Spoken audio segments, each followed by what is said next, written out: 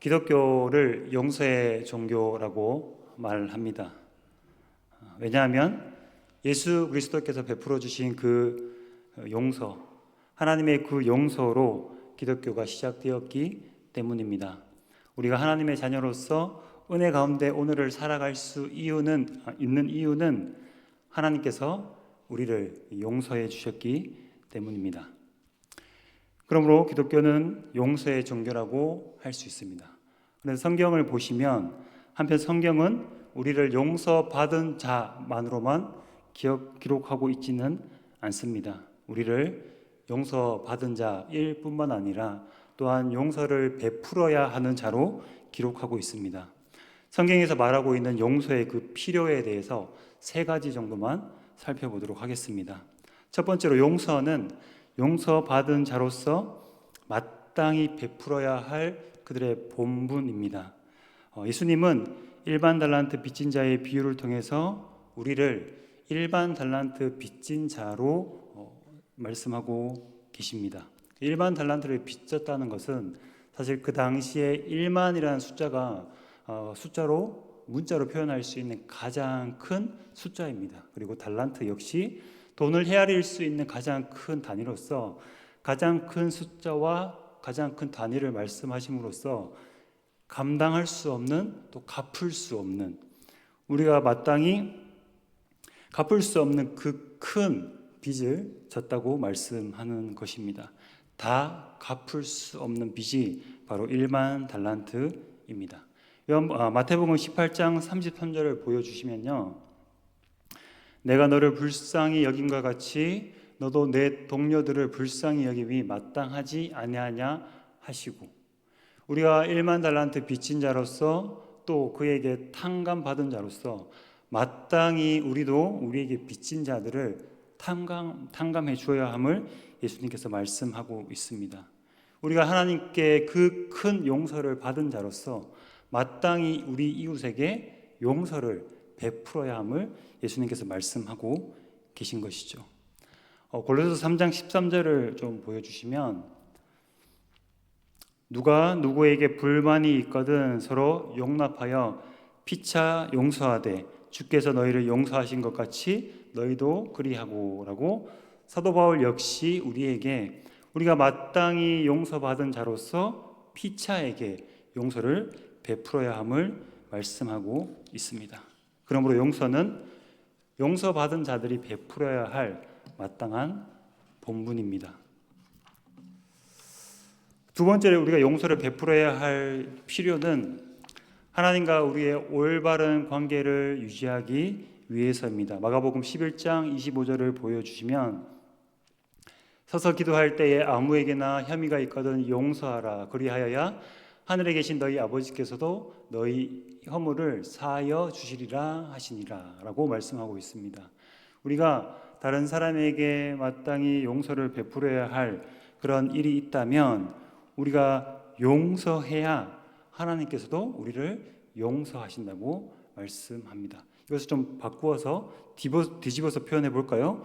우리가 만일 용서를 베풀지 않는다면 하나님께서도 우리를 용서하지 않으신다는 말씀인 거죠. 그러므로 우리가 용서를 베풀지 못할 때 하나님과 우리의 관계가 막혀버리는 것이죠. 그래서 우리가 우리의 이웃을 용서할 때 하늘에 계신 우리 아버지께서도 우리를 용서하십니다. 우리가 누군가를 용서하지 못하는 것 때문에 하나님과 우리의 관계가 가로막힐 수 있습니다. 세 번째로 우리가 용서를 해야 할 필요에 대해서 좀 생각해 보면요, 사도 바울이 용서를 베풀라 말한 이유를 고린도후서 2장 10절과 11절을 통해서 살펴볼 수 있습니다. 너희가 무슨 일이든지 누구를 용서하면 나도 그러하고, 내가 만일 용서한 일이 있으면 용서한 그것은 너희를 위하여 그리스도 앞에서 한 것이니 이는 우리로 사탄에게 속지 않게 하려 함이라. 우리는 그 계책을 알지 못하는 바가 아니다. 용서를 베풀어야 할 이유로서 우리가 사탄에게 속지 않기 위해서라고 이야기합니다. 사탄은 용서하지 못하는 우리를 통해서 그가 우리의 신앙을 사탄의 계책은 무엇입니까? 과거의 아픔과 상처에 우리가 용서하지 못함으로 과거의 어떤 아픔과 상처에 머물게 함으로써 우리가 그리스도 안에서 누려야 할 화평과 기쁨과 평강을 무너뜨리는 것이죠. 또한 뿐만 아니라 용서하지 못하는 마음과 미워하는 마음 때문에 우리의 교회와 우리의 가정, 그 관계를 또한 무너뜨립니다. 사탄은 이 용서하지 못하는 마음을 통해서 우리 자신의 개인의 자유뿐만 아니라 우리 관계를 무너뜨리고 망가뜨리는 것이 바로 그들의 계책입니다. 그러므로 우리가 사탄의 그 계책을 분별하면서 우리의 이웃을 마땅히 용서함으로써 하나님에게 용서받은 자로서 우리의 삶을 살아가야 할 것입니다. 이렇게 세 가지로 우리의 용서의 필요를 성경이 말씀하시는 바에 대해서 우리가 살펴보았습니다. 용서의 이러한 필요에 대해서는 모두가 공감하시고 또한 용서를 위해서 우리가 노력하고 있다고 생각합니다. 그런데 여러분들 사실은 용서가 쉬우십니까? 어떠십니까? 우리의 마음을 좀 돌아봅시다. 혹여나 우리의 마음속에 지금 용서라고 하면 떠오르는 사람이 있지는 않습니까? 그 사람을 여러분들은 용서하셨습니까? 이런 성경이 말씀하고 계시는 이 용서의 필요에 대해서는 우리가 분명히 동감하지만 우리가 믿음으로 마땅히 반응해야 할 바이지만 우리의 관계와 우리 현실에서 사실 용서라는 것은 쉬운 일은 아닙니다.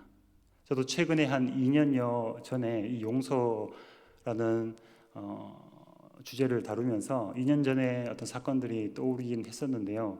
온라인으로 나가다 보니까 제가 구체적으로 말씀드리긴 어렵지만 처음 제가 당한 경험으로 참 그 사람을 많이 미워했던 것 같습니다. 마음속에 때때로 그 사람을 생각할 때마다 떠오르는 어떤 분노 때문에 제가 힘겨운 시간들을 보낸 적이 있습니다. 이따가 다시 또 말씀을 드리겠지만 오늘 아침에 그분을 용서하는 기도를 사실 드렸습니다. 그리고 감사하게도 하나님께서 제 마음속에 그분을 축복할 수 있는 마음까지 허락해 주셔서 제가 용서와 함께 그분을 축복하는 기도를 드렸는데요. 참 용서하는 것이 우리에게 정말 쉽지 않습니다.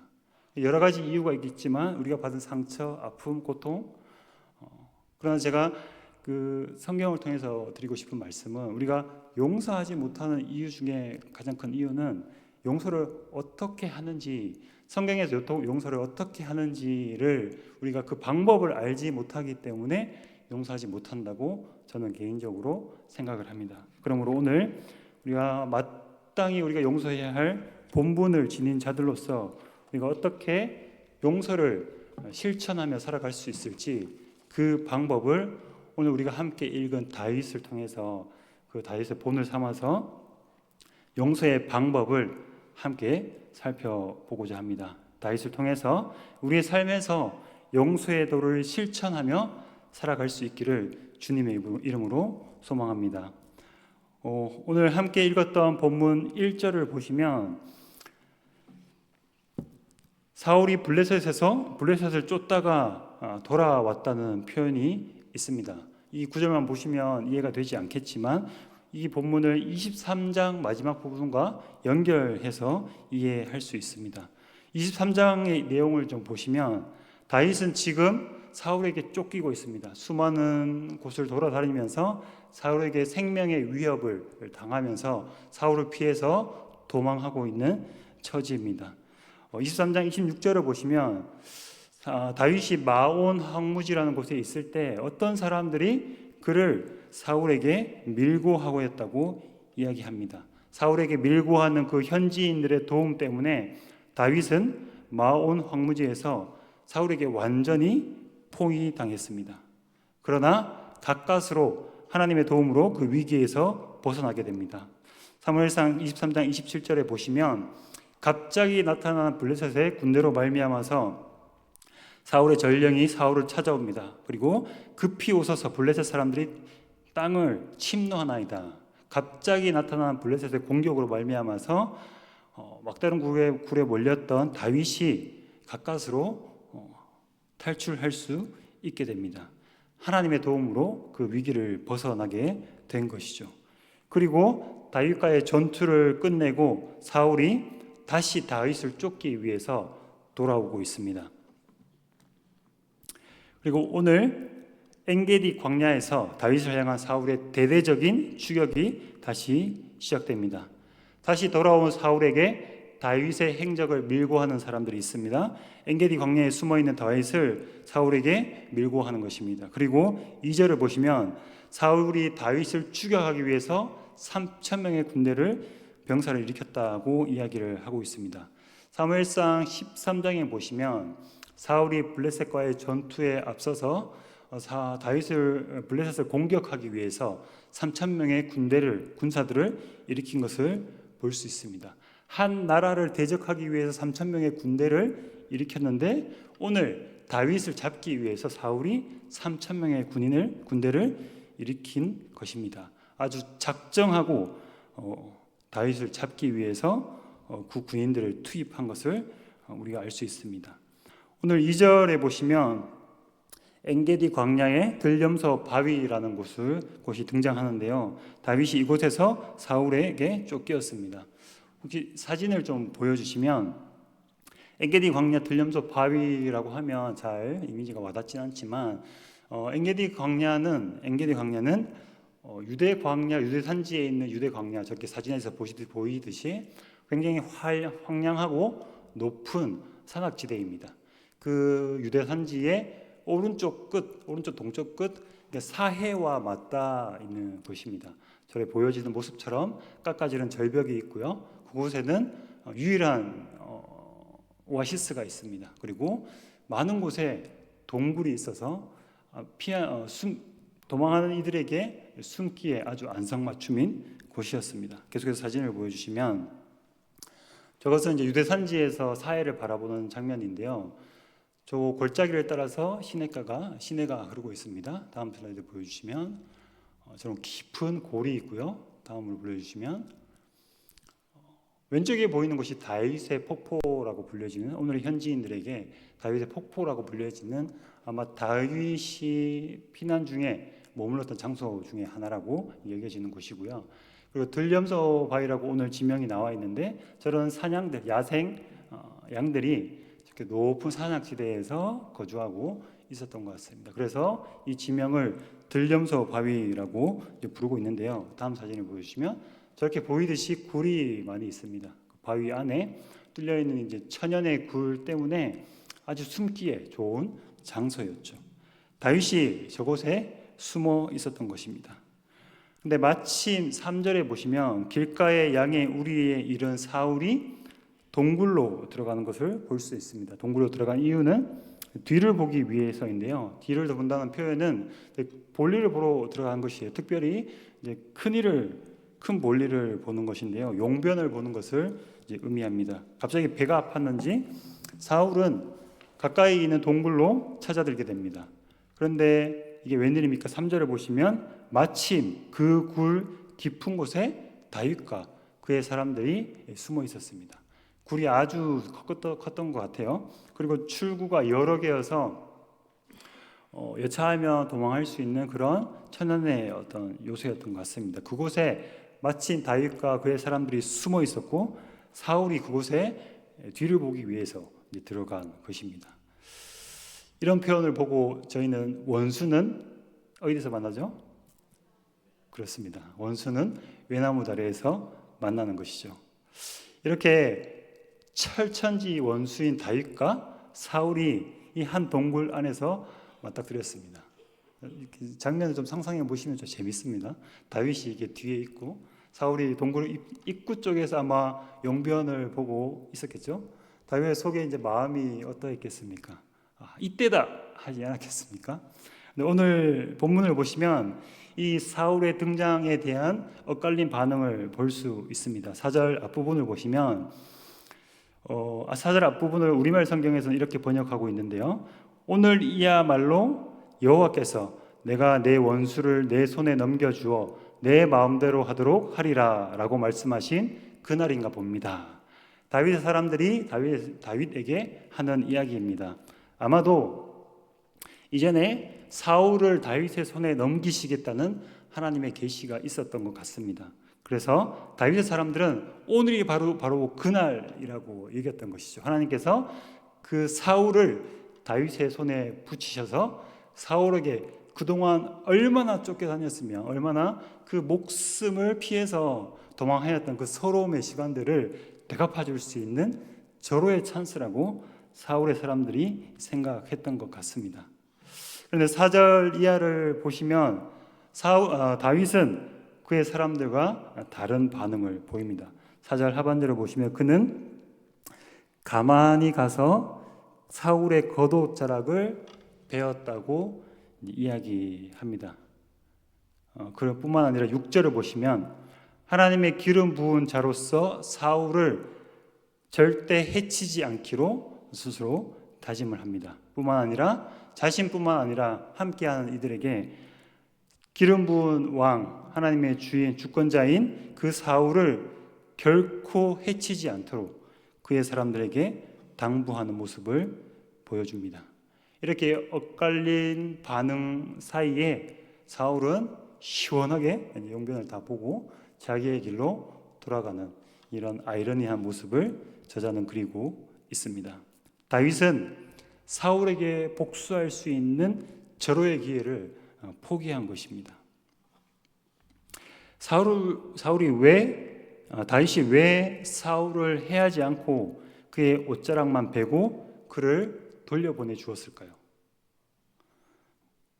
왜 그랬을지 그 의도를 우리가 생각해 보면서 우리도 다윗을 따라서 어떻게 누군가를 용서할 수 있을지 함께 생각해 보도록 하겠습니다. 오늘 다윗의 그 옷자락, 사울의 겉옷자락을 슬며시 벨 때 그의 심정이 어떠했을까요? 자기에게 찾아온 그 절호의 찬스. 다윗도 아마 많이 힘들었을 겁니다. 그리고 생명을 위협당하면서 그 쫓기는 피난의 삶이 그것도 혼자만이 아니라 400명이라는 식소를 이끌고 도망 다녀야 하는 그 삶이 만만하지는 않았을 것입니다.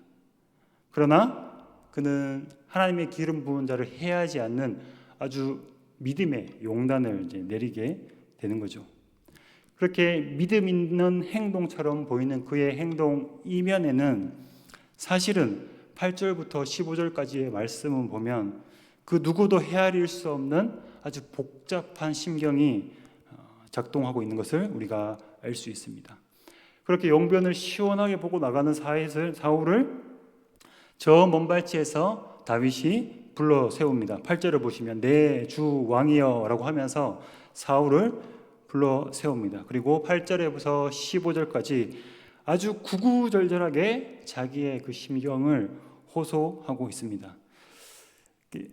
1절부터 15절까지 쭉 통독해 보시면 그 사건을 진술하는 부분은 굉장히 간결하게 기록되어 있어요.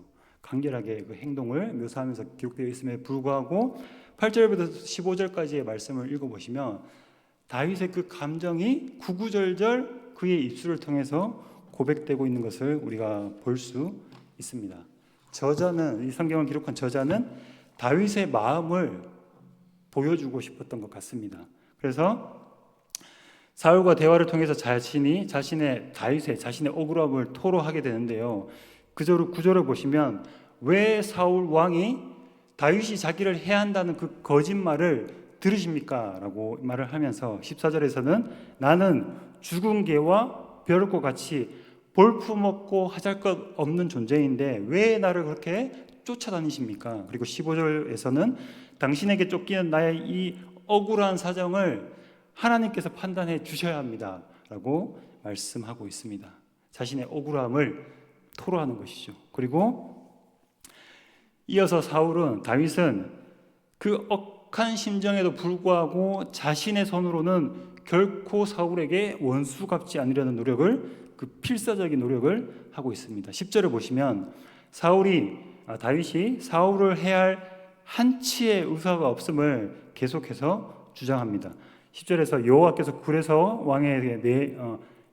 굴에서 왕을 내 손에 넘기셨지만 그럼에도 불구하고 사람들은 나에게 당신을 해할 수 있는 기회라고 이야기하지만 나는 결코 기름 부은 당신을 해하지 않았습니다. 그리고 그 증거로 11절에서 다윗이 사울의 옷자락을 벤 것이 사울에 대하여 자신의 무지함을 증명하기 위해서라고 말하고 있습니다. 충분히 해할 수 있었습니다.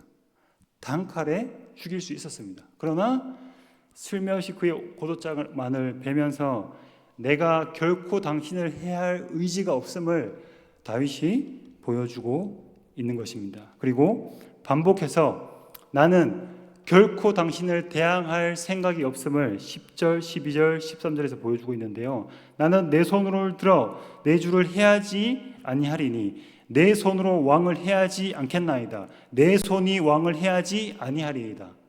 계속해서 나는 당신을 결코 해하지 않겠다고 이야기하고 있습니다. 다윗은 자신의 손으로 사울에게 원수 갚지 않기 위해서 필사적인 노력을 하고 있는 것입니다. 그를 해할 의지도 없고 대항하지 않을 것이며 그 증거로 그의 겉옷을 베어서 나는 당신을 안전하게 돌려보내준 것을 증명하고 있다고 이야기하는 것이죠. 왜 이렇게 다윗이 자신의 결백함을, 그를 대항하지 않음을, 그를 향해서 원수 갚지 않음을 주장하고 있습니까? 왜냐하면 그는 이 모든 것을 하나님께 맡기고 있기 때문입니다. 우리 함께 12절 말씀을 읽어보겠습니다. 다 같이 한 목소리로 12절을 한번 읽어볼까요? 시작. 여호와께서는 나의 왕 판단하사 여호와께서 나를 위하여 왕에게 보복하시려니와 내 손으로는 왕을 해하지 않겠나이다. 다윗은 사울의 그 악한 행위에 대해서 원수 갚는 것을 여호와 하나님께 맡기고 있습니다. 그러므로 그를 해하지 않은 것입니다. 물론 충분히 그 굴에서 사울을 해할 수 있었습니다. 그를 해함으로써 자신이 이제 그 이스라엘을 차지할 수 있을 뿐만 아니라 그 사울의 그 추격으로부터 자유할 수 있었습니다. 그럼에도 불구하고 그를 해하지 않았고 그를 결코 대항할 의지가 없음을 그렇게 천명했던 이유는 그 원수에 대한 보복을 하나님께 맡기기 때문입니다. 잘잘못의 판단을 여호와께 맡기고 원수 갚는 것을 하나님께 맡기고 있습니다. 자기 스스로 그의 잘못을 보복하지 않는 것입니다. 그리고 나아가서 15절을 보시면 이 회복의 과정을 여호와 하나님께 또한 맡기고 있습니다. 여호와께서 재판장이 되어 나와 왕 사이에 심판하사 나의 사정을 살펴 억울함을 풀어주시고 나를 왕의 손에서 건지시기를 원하나이다. 사울에게 내 억울함을 풀어달라고 이야기하는 것이 아닙니다. 사울에게 나를 향한 그 추격을 멈추어 달라고 하는 것이 아닙니다. 하나님께서 나의 억울함을 풀어주시고 하나님께서 나의 이 고통스러운 삶에서 벗어나게 해주시기를 다윗이 요청하고 있는 것입니다. 결국 자신의 억울함을 하나님께서 풀어주시고 왕의 손으로부터 건져주시기를 구하고 있습니다. 깨어져 버린 이 상황과 이 관계에 대해서 하나님께서 회복해 주시기를 맡겨드리고 있는 것입니다. 이것이 바로 다윗이 우리에게 보여주는 용서입니다. 용서의 방법은 무엇입니까? 우리가 원수 갚지 않는 것입니다. 우리에게 피해 준 그 상처와 아픔, 또한 그 관계의 깨어짐과 또 어떤 경우에는 어떤 물질적인 현실적인 아픔을 우리가 감내해야 할 때가 있습니다. 그럴 때는 우리의 마음속에 어떤 생각이 드십니까? 갚아주고 싶잖아요. 우리의 힘과 우리의 손으로 우리의 방법으로 그 아픔을 돌려주고 싶은 것이 우리의 마음 아닙니까? 그러나 다윗이 보여주고 있는 이 용서는 내가 마땅히 보복하고 싶어하는 그 사람에 대해서 그 사람을 스스로 보복하지 않고 하나님께 그 주권을 맡겨 드리는 것입니다. 나와 그 사람의 사이를 하나님께서 판단하여 주시고 하나님께서 원수 갚아 주시고 그에게 보복해 주시기를 다윗이 의탁하고 있습니다. 뿐만 아니라 그로 말미암아서 깨어진 나의 아픔과 상처, 나의 상황과 나의 관계들조차도 하나님께서 회복해 주시기를 바라고 있습니다. 우리는 돌려받고 싶지 않습니까? 그를 통해서 내가 잃어버렸던 것들을 다시 돌려받고 싶지 않습니까? 그러나 다윗은 하나님으로부터 그것을 의탁하고 있습니다. 이것이 바로 성경을 통해서 또 다윗을 통해서 성경이 우리에게 가르치는 용서입니다. 로마서 12장 19절에서 20절 말씀을 함께 살펴볼까요? 내 사랑하는 자들아 내가 친히 원수를 갚지 말고 하나님의 진노하심에 맡기라. 기록되었으되 원수 갚는 것이 내게 있으니 내가 갚으리라. 주께서 말씀하시니 내 원수가 줄이거든 먹이고 목마르거든 마시게 하라. 그리함으로 내가 숯불을 그 머리에 쌓아 놓으라. 그는 나를 힘들게 하였지만, 그는 나를 고통스럽게 하였지만, 그가 나에게 피해를 주었지만 나는 그를 선대함으로써 하나님께서 그에게 갚아주시기를 바라는 것이 바로 용서입니다. 그럼으로써 그의 머리 위에, 어떻게 보면 좀 잔인한 표현인데요, 그의 머리 위에 숯불을 올려놓으라고 말씀하고 있는 것입니다. 다윗을 통해서 배우는 이 용서를 다시 한번 정리해 보겠습니다. 용서는 단순히 잊어버리는 것이 아닙니다. 잊어지나요? 정말 그 아픔의 경험은 결코 잊어지지 않습니다. 단순히 잊어버리는 것이 아닙니다. 혹여나 과거에 잊어버렸다 손치더라도, 과거의 일을 잊어버렸다 손치더라도 비슷한 상황에서 우리의 그 아픔은 다시금 올라오게 됩니다. 그러므로 용서는 단순히 잊어버리고 덮어두는 것이 아닙니다. 또한 용서는 나에게 피해를 주는 그 사람, 그 잘못에 대해서 단순히 눈 감아주는 것도 아닙니다. 용서는 믿음의 선택이며 우리의 의지의 결단입니다. 하나님께서 판단하시고 하나님께서 갚아주실 것을 우리가 믿음으로 선택하고 결단하며 우리의 의지로서 그런 믿음의 선택을 해 나가는 것이 용서입니다. 다시 한번 말씀드립니다. 용서는 믿음의 선택이며 우리의 의지의 결단입니다. 모든 판단을 하나님께 맡기며 나 스스로 원수 갚지 않는 것. 미움의 감정이 사그라들 때 용서할 수 있는 게 아니에요. 여전히 나의 삶에는 그 아픔으로 인해서 그 고통과 아픔이 여전히 남아있고 깨어져 있는 상황과 관계가 여전히 나를 힘들게 하고 그를 향한 그 미움과 분노가 여전히 내 안에 가득할지라도 우리는 용서를 선택할 수 있습니다. 용서를 선택할 수 있습니다. 용서를 선택하고 우리의 의지로서 결단할 수 있습니다.